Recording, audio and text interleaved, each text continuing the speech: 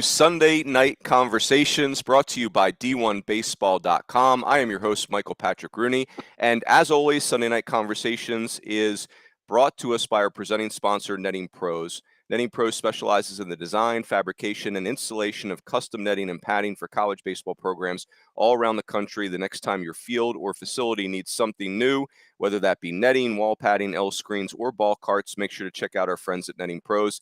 These guys are amazing. They've got great products. They're great people, and they absolutely love baseball. So it's so cool when you can, you can get a great product and also support a business that really, really loves our sport. So really appreciate those guys. This show's not possible without them. So, gentlemen, happy Sunday. How we doing? Good to see you guys. Doing well. So hey, let me intro the show, and then we're gonna get right after it. As you guys know, some of you were on this last year. Man, the time it flies by, and I've got questions. I got questions for you guys. You're gonna teach me tonight on how to develop hitters. But for people that have not listened in the past, last year we did fourth coach conversations. We wanted to give more exposure to our volunteer coaches across the country. You know, if Twitter is speaking the truth, hopefully we'll never see or hear from the phrase volunteer coach ever again come next August, but we shall see. We've heard this story before. But anyway, we've got so many great coaches. The way it works in college baseball, the head coach does a lot of the media stuff. So that's who we hear from. But we've got so many great baseball people in the volunteer positions, just in the assistant coaching positions. And so that's what we're doing this year. We're really talking to a lot of the assistant coaches across the country, but we're doing it subject driven. So tonight's topic is hitter development. And so, gentlemen, let's just jump right into it. What I'm going to have you do is we're going to go around the horn, and I want you to introduce yourself. So name, where you grew up, where you played, where you've coached. Just bullet point us through your resume if you can. Connor Spencer, go ahead. And make sure you give your name, too. Yes, Connor Spencer. I am the director of player operations at Cal State Fullerton. Played my college baseball at UC Irvine, and then was with the Yankees for 5 seasons, and then was a national scouting coordinator with Perfect Game. And this is my first year at Cal State Fullerton. All right, Connor, your background is fascinating. So first of all, you're going to fact check me. Okay. If I get your resume right, you won the state batting title as a high school senior, which is no big deal because you played in Rhode Island. Oh, I'm kidding. High school, yes. High school I'm junior. just kidding. Yeah. Okay, you were a junior. You did that as a junior?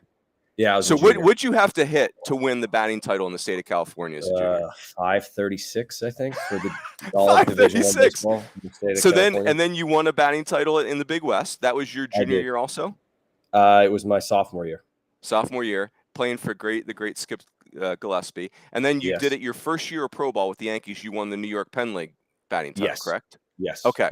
So you're the perfect person to have on this call because like batting titles are that's such an incredible accomplishment, and it kind of bums me out that we just don't make as big of a deal of it in today's day and age. So I guess here's my question for you, Connor. With we want to be a modern hitting coach, right? But I don't know, like, how do you parse that out? How do you get square with who you were as a hitter and kind of where hitting has gone? Well, this is really funny. Our first assistant, Neil Walton, and I were talking about this exact thing about 2 days ago, and where hitting is going and where it was before. I had brought up to Neil kind of jokingly, when I say the word or the phrase in today's game, if I were to ask you, Runes, if I say sword, what do you associate that with today's game of baseball? The pitchers, that whole thing. Yeah. Right. Well, back when I was coming up, it was my hitting coach, my guy that I hit with from 13 all the way through professional baseball. Back then it was a old school camera that was behind some plexiglass in the L screen, and that was hardwired to a VHS. And then you'd come in and you'd hand over your VHS tape and put it into the VHS tape player. And you'd look at your swing and you'd go back, and with the VHS player, you'd be able to click, a little bit of slow motion, but it was all grainy and fuzzy because the frames were terrible. But what you were looking for is back then is the phrase was you were looking for a sword, because the frames were so fuzzy that if I was to get on plane and stay on plane for a long period of time, then the barrel would look like a sword on the fuzzy video. Wow. And now it's just like, that word and The that pitcher phrase. stole it, Connor. Yeah. They stole it from us. So it means something completely different now. But, the concepts of it's funny. The concepts of being a great hitter, I feel like, have been the same for a very long period of time. But Sure. the way that we're able to analyze hitters and the tools that we have at our disposal to try and convey what we're trying to get across to hitters is completely different in today's day and age. And so goodness gracious, I sit in my car late at night trying to scheme different things in my head, constantly of how we're trying to get in our hitters' heads and attack hitters with knowledge that they need for success without overwhelming them in this crazy day of information. Yeah, it's well said. We're gonna get into some of that. That's that one of I've got a question for all of you guys around that area of, you know, saturating hitters, if you will. So no, that's really good. And obviously you got to play in Omaha in 2014 with Irvine. Obviously Connor had a great career. So Brandon, go ahead, introduce yourself. Yeah, I'm Brandon Van Horn, going on year 8. I grew up in just outside of Los Angeles. Played 2 years for the great Dennis Rogers, who I know you guys talked about a couple of weeks ago. Baptist with Heath, and then went back and finished up at a Masters out in Santa Clarita, and then played the San Francisco Giants, and right up to COVID and been coaching. All right, so I got a lot of questions I want to ask you, Brandon. I'm trying to pick one. All right, let's do this one. What's the difference between coaching? Because you had a nice run in professional baseball with the Giants. In your mind, this is a broad question. What's the difference between coaching a professional hitter and a college hitter? The trust, the trust in the college hitter is just, and as a player myself, I know I was just initially hesitant because you never really know where somebody's coming from, no matter what stand on top of your head. Well, if I know I have his best interest in mind, or he has mine, I'm going to go up there and stand on top of my head. But if it's not there, then it doesn't matter. Make sure you're trying to use. So I've noticed with the college guys, there's definitely an openness and open-mindedness to different types of phrases and all that stuff. Do you think that's because you guys are? I think that's one of the big advantages we have in college baseball is you're spending more. You're just with I don't know. You build a longer relationship. It feels like there. I've never experienced professional baseball, but it feels a little bit more transient. Do you think that's a fair assessment? Maybe that's part of it. Yeah, I think. Or you're mute. Oh, there you go. Am I better now? You're good. Yep. Yeah, I think it's just human. I think I was super fortunate to see both sides of the ball as the hitting coaches. I think I had 12 and 5 years. And then, so much about trust. And there you've already had success at professional baseball. So there's not so much of drastic changes, right? That's what everybody, these guys that make drastic changes after they've already cracked the show. But so eager, and especially our boys down here, they'll jump on anything you tell if the trust is there, right? And you build that trust through the recruiting process and that.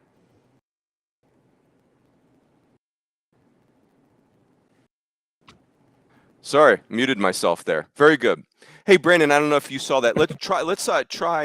You're a little choppy, so let's try your phone. And for round 2, we'll see if we have a better connection for you. But that's good. Tyler, go ahead. All right, I'm Tyler Nordgren. I grew up in San Diego, California. I went to Point Loma Nazarene, which is also in San Diego, small D2 right on the beach.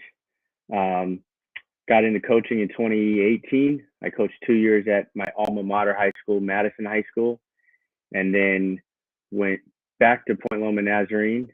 And then in 21, right before the season, Coach Jay Johnson brought me to Arizona as the director of ops and walked into an Omaha team. And then he brought me to LSU. And then this past July came over to California Baptist. Love it. All right, Tyler, James Madison High School mascot is? Warhawks. Oh man, that doesn't fit at all. Oh my gosh, what did we do there? I thought we were going Yeah. something presidential, congressional. Who's the best baseball player in the history of James Madison High School? Oh man. Anybody I famous? don't know about how deep it goes back, but one of my best friends who was in my wedding, Corey Oswalt, he was up and down in the bigs with the Mets for the last few years. So Played college baseball or signed out of high school? He signed out of high school. Gotcha. All right. So you've spent a couple years with Jay Johnson. That 21 Arizona offense, by the way, was silly how good it was. So I'm going to give you can 3 words or less describe the Jay's style of offense. 3 words or less.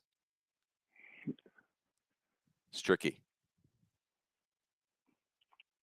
Disciplined, well-rounded, explosive. I like that. What was the really cool T-shirts you guys had in Omaha too? It's a ball or it's a line drive. Is that right? Yeah, it's a ball or a line drive. Yeah. Yeah, it's one of the great hitting T-shirts of all time. It's a ball or Yeah. it's a line drive. That's really good. Yeah. Yeah. Oh, that's awesome. Very cool. Yep, and love that you're at Cal Baptist right now. Coach Adcock, one of my all-time favorites. And I've lost awesome. lost a lot of baseball games to Coach Adcock, so that takes I've really grown in that area. Coach Cilento, go ahead. Yes, sir. Well, I appreciate you having me on and humbled to be in with you guys. I've been at Wake for 14 years. You talk about, my career. It started as a Legion coach for Cecil Saxon Legion in the Maryland, D.C. area. Played at Siena College, small little Division I, went to Legion ball, went back to coaching at Siena College, spent a couple years at the University of New Orleans, although we spent some time out in Las Cruces and after Hurricane Katrina blew through. Spent 3 years in the Ivy League at Brown and now 14 years at Wake. So been very fortunate in the game where not too many people stay at the same place for too long. I've 14 years in one spot. So it's been a blessing. Love it. Bill, so it's Bill Cilento, by the way, for anybody. The podcast people won't get to see the picture. So I'm going to make sure we don't mix up names here. So Bill, what I want to ask you about Wake, and I want to ask you about the 2017 team, which was an incredible team. If I'm not mistaken, you guys hosted a regional, and then you took Florida to Game 3 of that Gainesville Super Regional. And, an incredible Super Regional, like super, super well played. And Florida ends up winning the national title. You guys have had a lot of really good players and teams. What was kind of the difference maker for that 2017 Wake team? Why was that the team that was right on the brink of Omaha?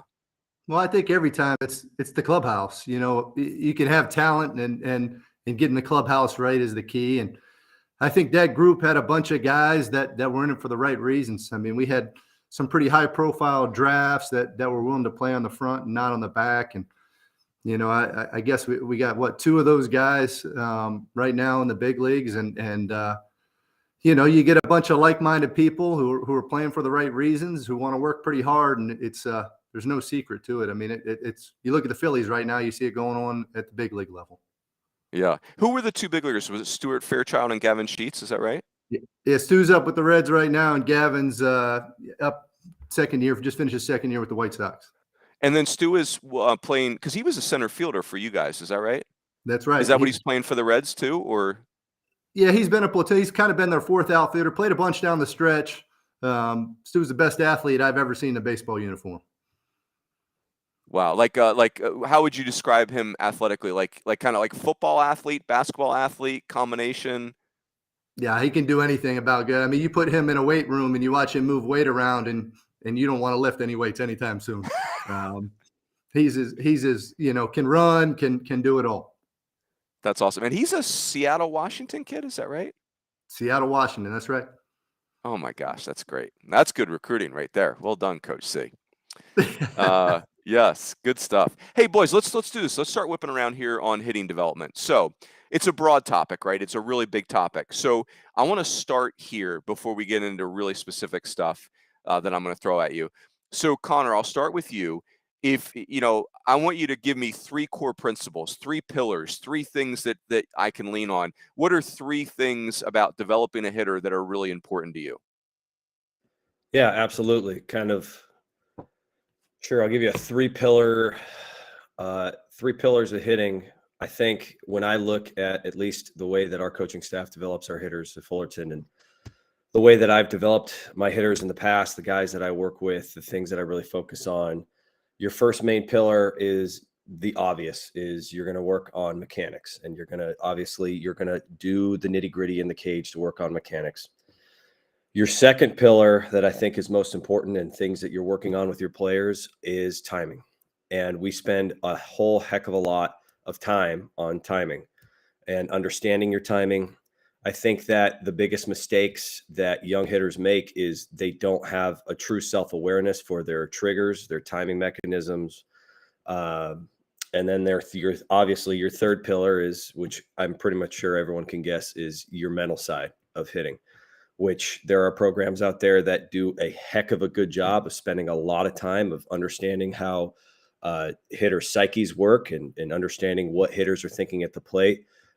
I know that we as a staff at Fullerton spend a whole heck of a lot of time on the mental side of the game. And when I work with guys, I really want to focus on, what they're thinking at the plate. I want them to be self-aware of their thoughts. I want them to be self-aware of their techniques. For an 82 game schedule or 162 game schedule, or, so those would be my 3 kind of building blocks of things that I'm really honing in on day in, day out. So let's do the swing with you, Connor, because especially because you had so much success. What, like, were you someone that thought a lot about your swing, or you really just wanted to have your routine and then get to the other parts of it? To be honest, I wasn't taught, I was, but I wasn't that self-aware of my routine until I got to professional baseball. Truthfully, for me, it was all about feeling the right way, obviously, but it was my mentality day in and day out was I was going to show up to the ball field and I was going to beat the guy on the hill because I put in more work than that guy on the hill. That was it. And I was blessed growing up. My hitting coach, Glenn Zielinski, that I worked with through, all the way through, taught me very early on, was just as much of a psychological coach as he was a hitting coach. And we worked the mental game hard early on, and focusing on being focused and relaxed and not thinking about the mechanics or anything else of the swing when it came to game day. Keeping things simple as humanly possible. And that's something that I preach, obviously, to my guys: simplicity, simplicity, simplicity. Hitting's really hard, man. It's really, really hard. And when you try to do all these things and overcomplicate it for more than what it is, it's nearly impossible. Tyler, go ahead. You go next. Okay, I think the first pillar for us is the mental side, or the mental game. And I think that encompasses a lot, like your routine. So are you putting yourself in a place in the box to where you're at a clear mind, clear mental space, and can accomplish the task at hand, whether it be executing a situation, or if nobody's on, just getting a good pitch to hit and putting your best swing on it, or just competing against whoever's on the bump. So the mental side, number 1. Number 2's approach for us, which again could be less than 2 strikes, 2 strikes, could be a team-wide approach, could be an individual approach, or it could be approach against that specific pitcher that day, or a bullpen arm, or whoever it may be. And then the third pillar would be mechanics for us.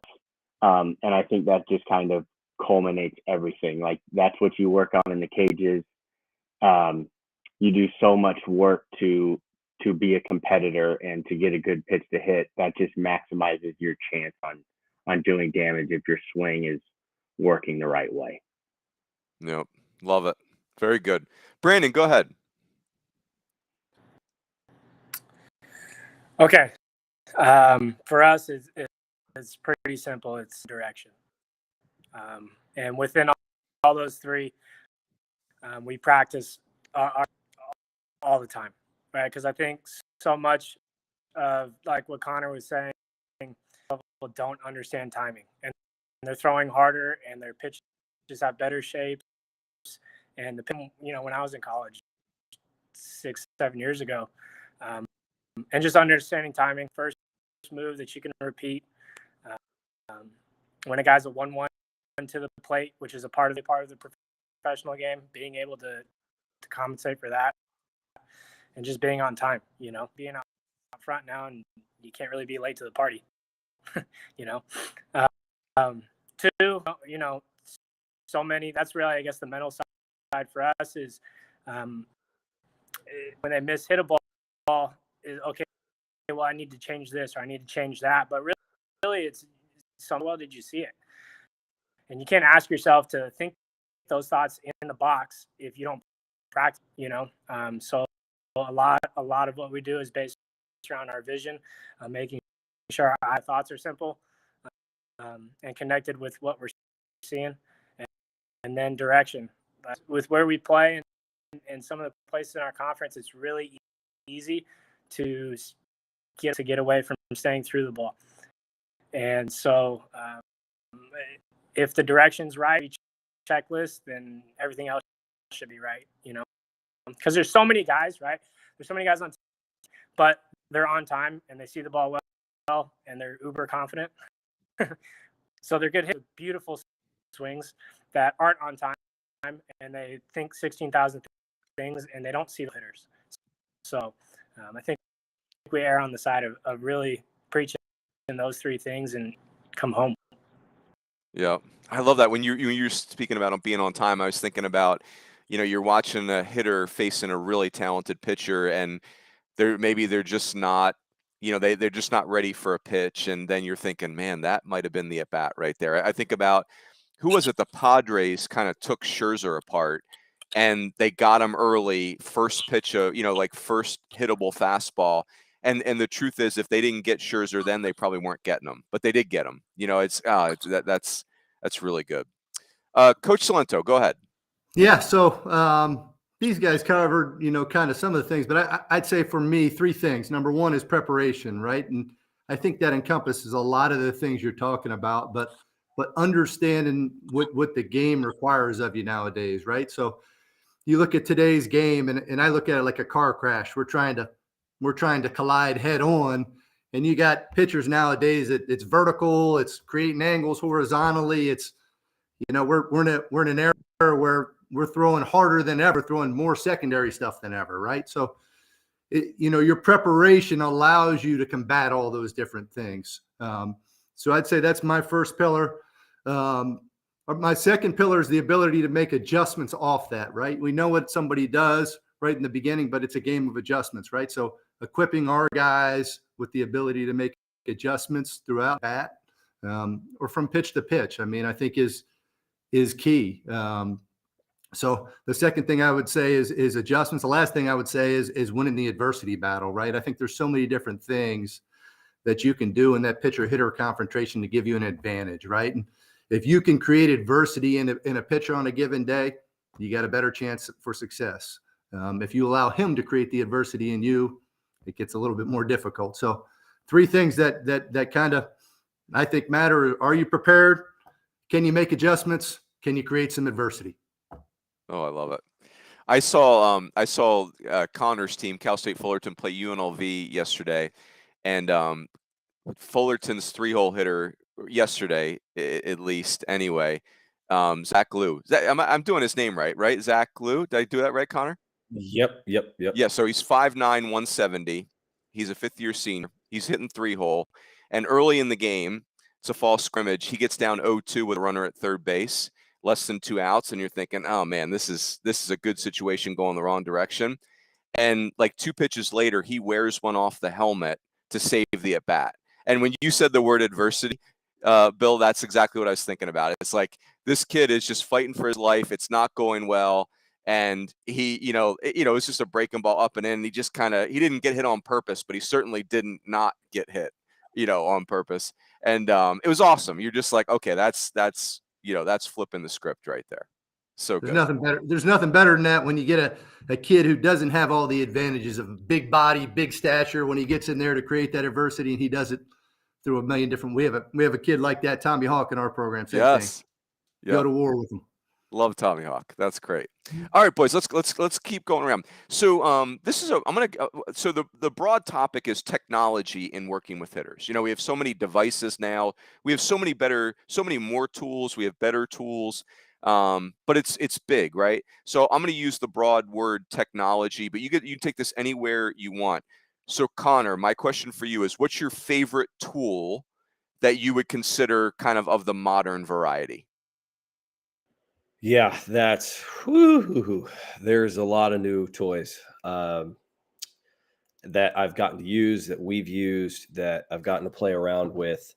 If I were to pick an absolute favorite, it's something, it's hit tracks. I love hit tracks. What about it? What do you love about it? It's obviously it's really fun to go into the cage and it just immediately spits out information at you. You can put yourself obviously in different ballparks and watch ball flight. What was funny is when I was coming up through the pros with the Yankees, hit tracks was just it was new. It was, hey, we've, try this out. And at the time there was really just nothing like being able to step into a cage, having a BP thrower throw, and then hooking yourself up to that hit tracks and being able to watch ball flight and exit velo and launch angle and just immediate information. There's a lot of different tools out there that spit out information at you, and hit tracks just, I don't know. It's so immediate. It's so, you swing and it's right there, and it's so easy, so that would definitely be one of my favorite. It's crazy how much technology is out there.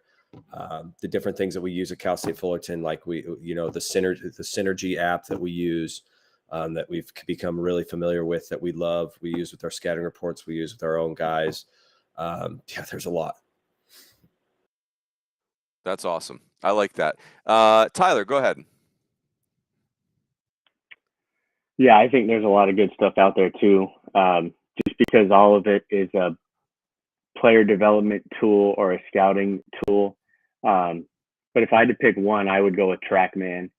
And the reason I would go with TrackMan is purely exit velocity. Like if you can see the exit velo in game. And the only reason I say that is I don't think it's the end all be all, but once you start getting 95 plus, then your averages and your percentages of doing damage increase. But more than anything, to me, it tells you at your core if you are on time, if you swung at a good pitch to hit, and if you put your best swing on the ball, your exit velo should be higher. So that's why I would pick TrackMan. Very good. Speaking of TrackMan, so watching Vandy in Arizona State today, RJ Schreck, who coached Cilento, well, he's a fifth-year senior at Vandy now. He hit a, hanging slider. He hit from Las Vegas to Phoenix, right? Like he just murdered this ball. And it was just so funny. The age that I was up in the press box, the age that we're in is, the whole press box was, it was 108 miles an hour exit velo. And that number went right through the whole stadium, right? Like it was like so normal. It was great. It was great. So Brandon, go ahead. Yeah. I'm going to go with my phone. Does that count as an answer? Yeah, sure. Talk to us. I think I err on the side of old school blend of both. But our phones, so far, my phone's been the best piece to send each other videos, at night, and there's so much information. There's different types of drills, and then, half the photos or half the video of the guys in the cage, right? And you talk about instant feedback and to learn from a lot of guys like Will Clark and and they just preach that the ball tells you everything. And so, even though we don't have here, we can use the camera on our phones, and that gives us instant feedback too, right? You want to go from behind or the side, or even backing it up in an inner squat just to see if you're on time, and the hitter in the right hand corner. So I'm gonna go with my phone. I love that. Love that. Coach Cilento, go ahead. Yeah, I'm going to take a hodgepodge. I'd say, look, TrackMan for me, for similar reasons, but a little bit different. I think the strike zone and being able to dominate the strike zone is crucial. So having an accurate tool to measure where we strike the ball well, I think is incredibly important. So TrackMan, I'd follow it up with two other things. That, phone or video camera. Yep, please. I think you can learn a lot of things. I mean, success leaves clues, and you can jump on there and make some comparisons. And the last thing I'd say is a good pitching machine, right? I think the more we can train in the game environment, the better we prepare our guys to handle what's happening in today's game. Oh, I love that. Yep. And that's really what it is. It's there's not one answer for everybody. So having all those tools in our toolbox, that's the beauty of it. All right. I don't let me rush you guys, but man, I got a lot of questions. I've got some, I want to make sure I don't run out of time for some of these questions. So, but this is an important one. So this could be, someone that you played with, someone that you coached, someone that you watch be coached. Phil, you guys have carte blanche on this one. But what I'm looking for is a victory story. Hitter development, particularly, it's a journey. It's not linear. We hear that all the time. But Connor, I'm going to start with you. I'm looking for the name of a hitter whose journey in developing as a hitter is one that you really you enjoyed, you take pride in, one that pumps you up. One that is personal to me that I really enjoyed watching. And listen, there's a lot of guys that I've been extremely humbled to coach and be alongside, but it was a guy that I was playing with, and that was Aaron Judge, and that was Judge's journey through the minors. That's right. He was the Yankees. I'm not putting two and two together there. Yes. Yeah. We came up together, and to kind of watch him grind the way that he did and make the adjustments that he did in the cage. One of his biggest focuses, one of the biggest focuses of the Yankees was trying to get him to get on playing quicker and stay on playing longer. Right. He's one of the strongest human beings strongest baseball players I've ever been around in my entire life. And he is one of the most persistent workers I've ever been around on a baseball field. And that kid would get into the cage and just grind off the tee and grind off the tee and grind off the tee. And I remember, and I tell this story sometimes to my guys as a lesson of, how quickly things can change in the game of baseball. It was my final spring training. Judge and I met in the parking lot. It was for spring training was kind of wrapping up that year, and we were talking, and I kind of looked at Judge because at that time he had made his major league debut, but he really hadn't solidified himself yet. And he was doing a lot of big league spring training, and I was, kind of up and down with AAA, and I had a really good spring, and we kind of looked at each other and we're like, yeah, we're going to grind it out this year. And he's like, yeah, we got to grind it out. We'll see what happens. And I looked at him. I'm like, this is going to be your year, man. And he looked at me. He's like, yeah, it's going to be your year. And then, a few months later, I'm on my couch and retired, and he is the rookie of the year that year. And so how quickly things can change, just in the blink of an eye in the game of baseball. Unbelievable work ethic out of Judge. Yeah. Gosh. I mean, I while you were talking, Connor, I looked up his college stat. I mean, I think we're all aware of this. 18 home runs in 600 college at bats. He played every day for 3 years at Fresno State, a program that's had a bunch of really good hitters. Mike Batesell's really good with hitters. And he had 18 home runs. He had 2 and then 4 and then 12 playing every day for 3 years. And then, crazy. Just, yeah, what's even crazier, the thing that blows my mind is Judge had all those homers, and that was in 13. And then I'm pretty sure that was in 13, I think. But that same year in 13, that was my sophomore year, you'd go and you'd play San Diego, and then you'd walk up to the scouting report and you'd look down the scouting report and you'd look at the homers, because that was right at the peak of the dead ball era, 2013 That's right. season, 2014 season. And it was impossible to get balls out of ballparks. I mean, our Omaha run only saw like 1 or 2 homers in all of Omaha. And you'd play San Diego and you'd go down the scouting report and you'd look at the OPS and you'd look at the homers and you'd be like, oh, this guy's got 2, 0, 0, 1, 2, 30. What the?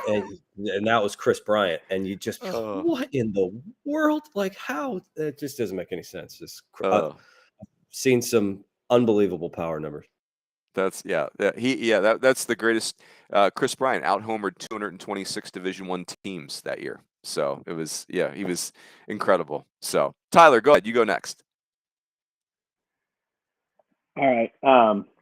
I've moved around a little bit the last 2 years, so this might be a little bit of a cheat because I wasn't around this guy for his entire development. But I'm going to go with Kobe Cotto, who was our second baseman on the 21 Arizona team, and I just got to see it for 6 months while I was there. But the reason I'm going with him is because he was such a key cog in that offense.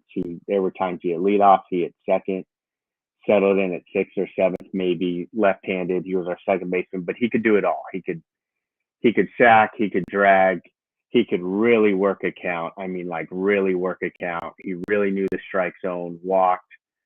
If it was coming at him, he was going to wear it hit by pitch. He had a monster year average-wise. And the reason he's a victory story is because he didn't play the first 3 years at Arizona. That was year 4 when he finally cracked the lineup because guys were ahead of him at second base that were just monsters as well. So he redshirted his first year. If I'm not mistaken, like maybe had 30 at bats the next 2 years, but he went and played in the Northwoods each summer and had really good summers, and he just kept developing. He kept getting stronger each year, and he didn't leave. He just kept going, and he trusted Coach Johnson, and he trusted Coach Wanaka, and he trusted what they were doing and the plan, and he put together a monster year for an Omaha team and ended up getting drafted in the 11th round or 12th round maybe, and he only played really 1 year of college baseball. So that's the one that I've seen firsthand that really stands out to me. Oh, that's a good one. I'll tell you another great development story on that team to me, Tyler, is Dante Williams. I liked him as a player, but I remember, you could argue at the end of 2021 he might have been Arizona's best hitter, and I thought he was going to be a senior sign, play a year and a half of pro ball and get on with life, and then by the end he was so good. He's a 4th round pick, and oh man, yeah, that was a special group of hitters right there. Kobe Cotto is a great call. So, Brandon, go ahead.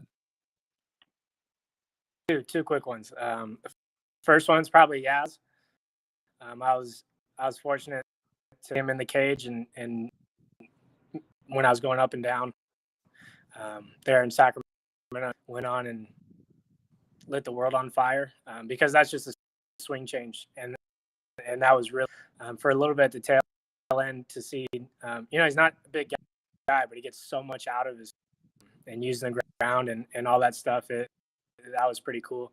And then here we have a kid just in 2 years. He was a COVID junior college guy, so he didn't get to the season, and he walked on here for us last year and battled injuries and hit about 3, a temporary thing in the Cape, and then finished up in the last game. He went 4 for 5 with a homer, 2 doubles, and his only out was a backhanded sliding play the third baseman made, which would have been another double.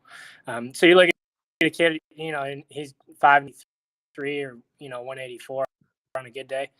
But to go from not playing a junior college to finishing up last summer in the Cape, that's pretty awesome.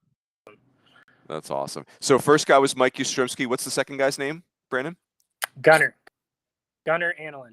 Okay, Gunnar Anilin. Perfect. You know what's funny? Mike Yastrzemski was on that incredible 2013 Vandy team that set the SEC record. They went 26-3 in that league, but got upset by Louisville in the Super Regional.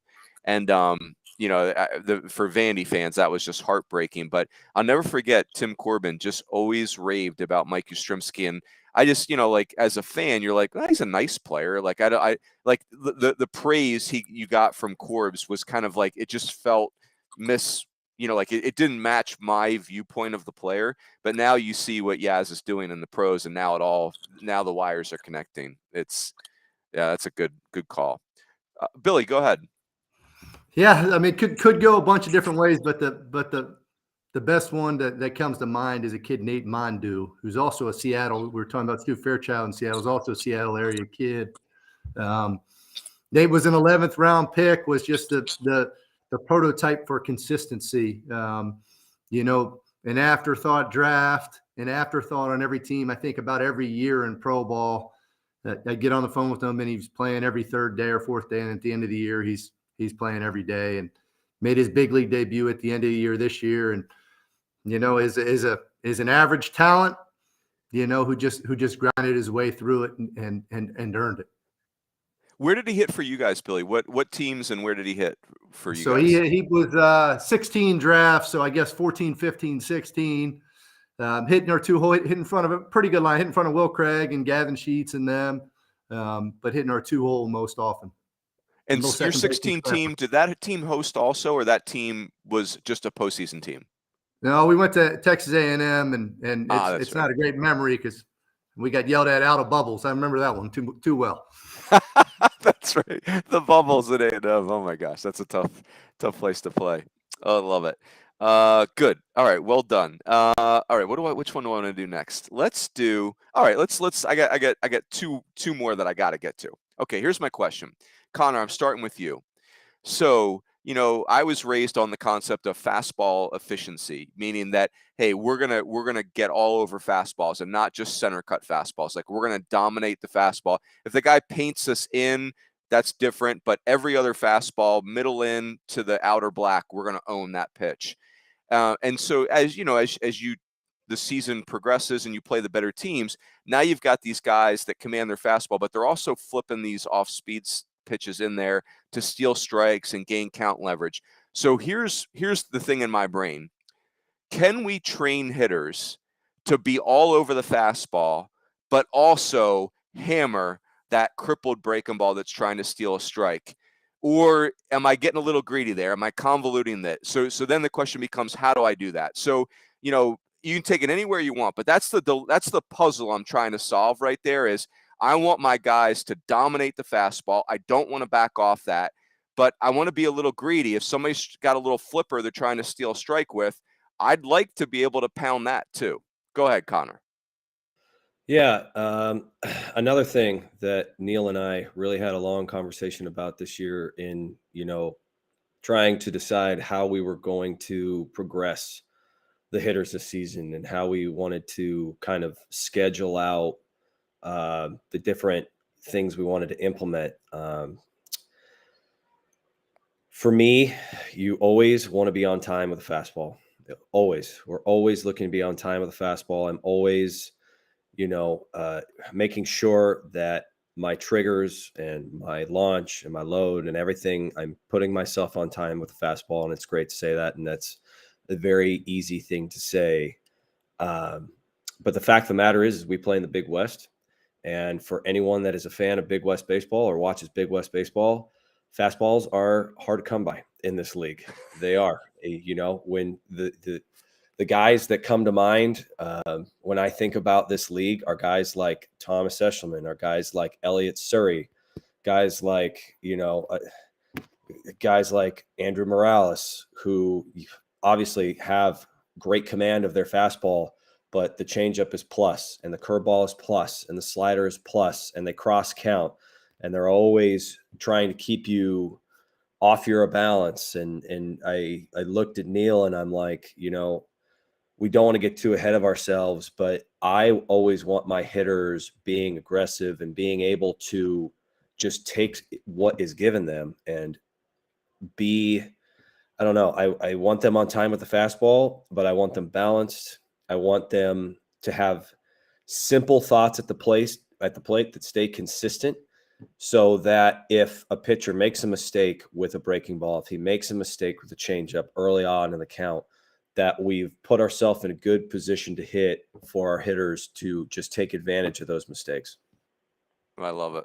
So Tyler, I think as we go down the line here, this question will kind of morph. You can go anywhere you want with it, but that's kind of the essence. I think you guys feel my dilemma here. Like, you know, if I want you to be on time for the fastball, but like, am I starting to get now I'm painting outside the lines, or, you know, do I have to teach my hitters just, hey, every once in a while, let's just guess breaking ball, go wherever you want with this. But what's the answer to this dilemma?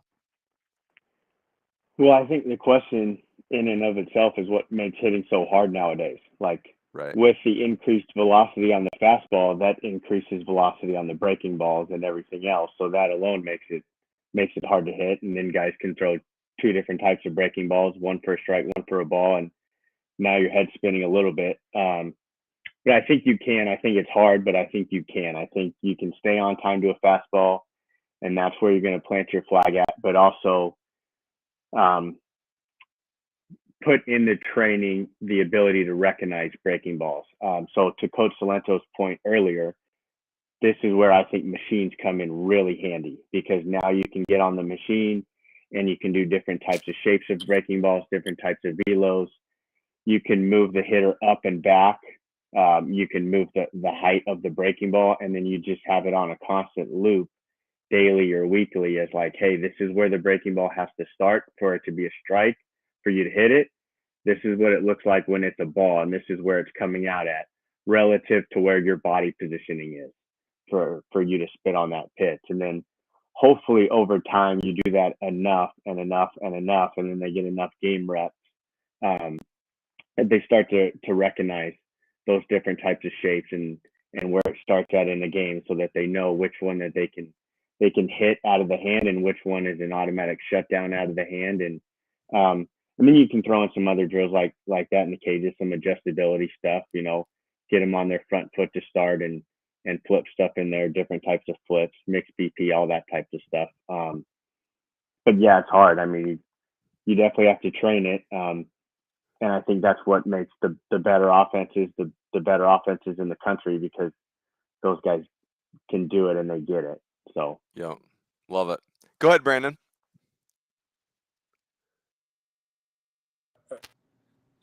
I'll Got you bounce now. off what Tyler said, but I think the key word is adjustability. It flows off our three pillars.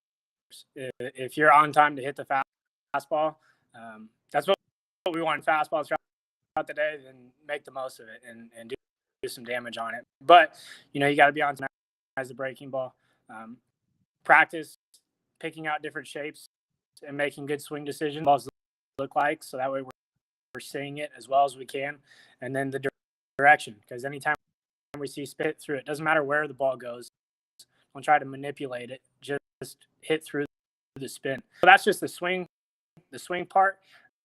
But I think one of the battles I ran into in my first, you're right? Like, guys are really, really good pitchers now, but we can't give them that. They bleed just like we bleed.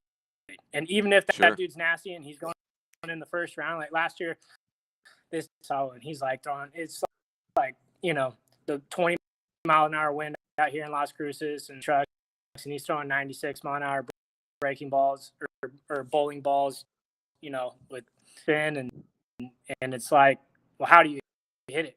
Well, you got to kind of trick yourself, and he bleeds good. He's going to make a mistake with whichever it is, and I'm going to do damage on it, you know? Yep.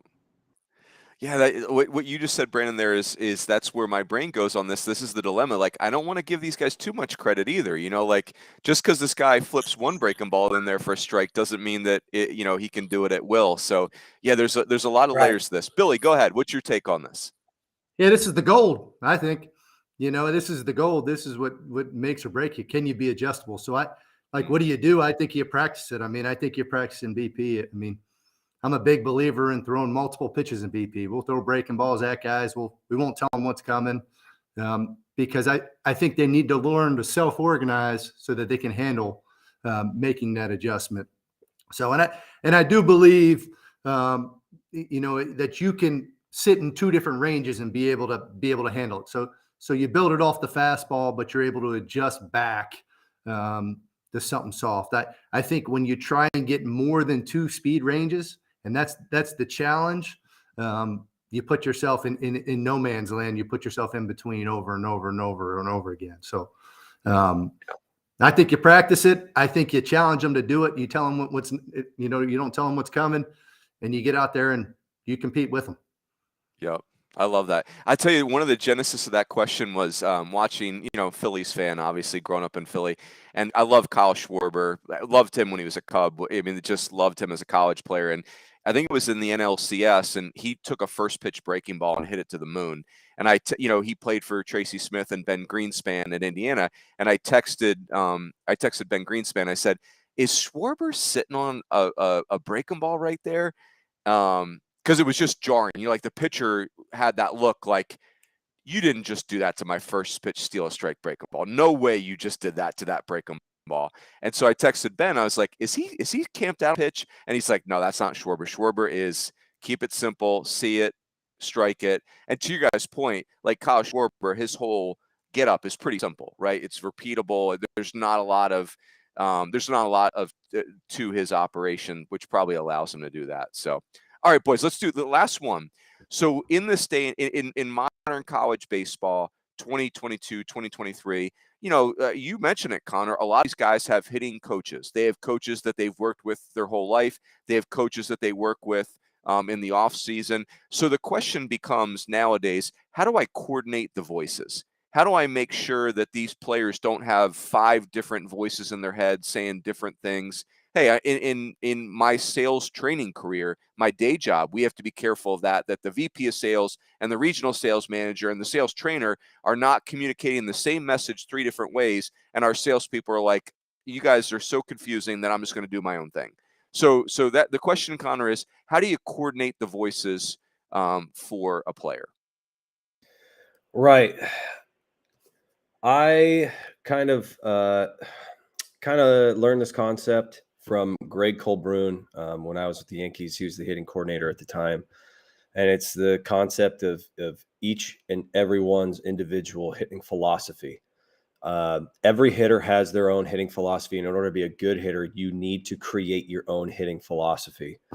And what you do, though, to create that hitting philosophy is you have to take in all of this different information from different coaches, mechanics, timing. For every young hitter that's watching the show right now or gets to watch this show, I would be frustrated if I were to come on here and all of us gave the same answer. You need the different voices in your head to create your own hitting philosophy.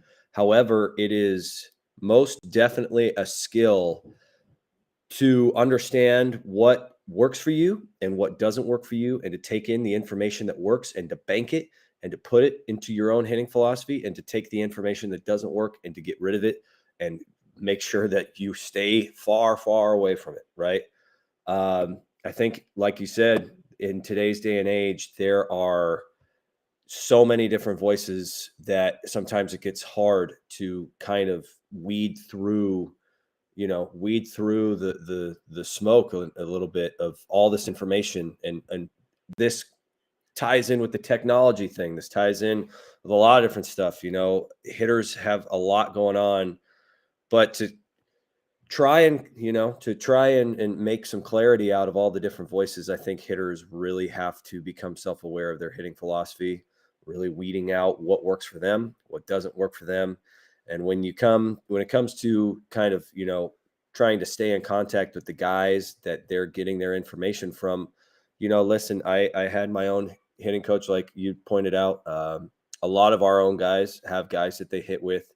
I think that there is a level of trust that you need between a hitting coach that the guy just absolutely goes to, that is beneficial towards that player's development. And if he has that guy that he trusts outright, I think that's a very good thing. But again, it is, it's sometimes you don't know what is being said. So in the midst of it all, you just have to make sure that your players are very self-aware of finding out what works for them, what doesn't work for them, so that they can bank it and create their own hitting philosophy. Yeah, I hear you saying, like, it's almost like we need to demand that they own their own philosophy, because otherwise, yep, no, that's really good. Go ahead, Tyler. Yeah, I think this is where trust and relationships with the players really, really come in and are really important, because I think if you're going to a hitting facility, which probably most guys are, because we only have so many hours with guys, and then there's a shutdown in the winter, and then they go off in the summer and play summer ball, or they go to facilities, like they're going to go to places to hit and get their swings in, and they're trying to get better. So, and if they are getting better, then like, great, like that's what we want. We also want them to get better. Like, we want the individual to be as good as they can in order to help the team win baseball games. So if the player has trust in us and we have really good relationships with the players, then we can blend the two, and maybe they match. And then that's heaven, because now it's like, okay, you're working on the things that we think you should be working on your own to be successful and help the offense drive in more runs. Or like, hey, this is kind of what I saw over the summer. This is where I think it kind of went a little bit haywire. Do we have enough trust and relationship to where, like, let's get you back in the centered and go this route, because this is where I see you being really impactful for yourself and for the team, and that's how you get into the lineup, is if you're making an impact and Sure. contributing runs to the team and winning games. Yep. No, that's yeah, and you mentioned it, Tyler, where it gets dicey is the players struggling, they feel a little bit lost, and then they're going to church on Sunday hoping the priest is going to offer a hitting philosophy, right? Like that's where it can it's tricky. Oh, but yeah, that's good stuff. Go ahead, Brandon. Yeah, it's the same like Tyler's talking about. But I think the answer is constant communication. It's not about us. It's about if he can go to one of his teammates, or if he can go to somebody else that can get him where he needs to be there, then perfect. If it comes from me, great. If I don't have the answer, then I'll text somebody. And if they don't, then we'll keep trying to find the answer. But if they trust you, then it's always said this. What do you think about this? Mm-hmm. And one of the things that we've implemented this year, I actually learned it kind of doubled it from my weightlifting program and my time with the Giants, and Fergus uses over at UCSB, is just putting together a plan with the boys and making sure that they have to it. And it's fluid, but everybody's on the same page that way, And then I think there's power in saying no, especially in today's world. There's so many people coming out that if you're in a good spot, saying no can be just as powerful as some that you just saw online, Yeah. So yeah, gosh, that's a lesson we probably don't teach young people enough, because I sit here as an adult that needs remedial help in that area, saying no to things. Like, just stop signing up for free newsletters. Like, I don't need. Oh gosh, that's really good. Billy C, go ahead. What's your thoughts on this? Yeah, so I'd echo kind of most of what's been said here. It's all about relationships. The one thing I would add to kind of further it, I think one of the things as I do this more and more that I learned, it's about timeliness of the information too. So being really thoughtful about the timeliness of how I present information to our players, but know that they're in a generation that grew up with Twitter and Snapchat and whatever, all those, I'm not as handy with all those. So there's tons of information out there. And I mean, I think you're naive to think you're not going to walk out into your batting cage one day and see some guy doing the tin cup, right, with the glasses and all that stuff. Because they saw something on That's Twitter. a great scene. I mean, I think that's happening, and that's going to happen, right? But if you can establish a value system with your team, with your guys, and you can be communicative with them, you can listen and then be thoughtful and timely when you do talk to them about some of the things that you do see, I think it's got a chance to be highly successful. When they do all those things, they want nothing more than be the best version of themselves, right? So Sure. it doesn't come from a place where they're like, hey, I don't like this guy, I'm going to that guy, or that. They're trying to become the best version of themselves. They're trying to take some ownership in their career, right? So I think you need to listen and be timely, and it'll all work out. Yeah, Oh, great stuff. Gosh, guys, this is we're at 59 minutes and we want to keep it to an hour and it just blew by. I mean, I'm not even done with you guys. I want to talk about technology traps. I want to talk about hitter identity. I want to talk about people whose offenses you guys have gotten inspired by, other offenses that you liked. But as I've told the other groups, that's what the convention's for. Is we take this and we continue the conversation late into the evening in the convention. So let's plan on doing that. Let's put that on the calendar. So I really appreciate you guys doing this on a Sunday night. I enjoyed this immensely. Such a fun conversation. I want to say thanks again to our buddies at Netting Pros. These guys are awesome. Encourage everyone to support them and whatever that you need. Again, we couldn't do these Sunday night conversations without the guys at Netting Pros, who are tremendous.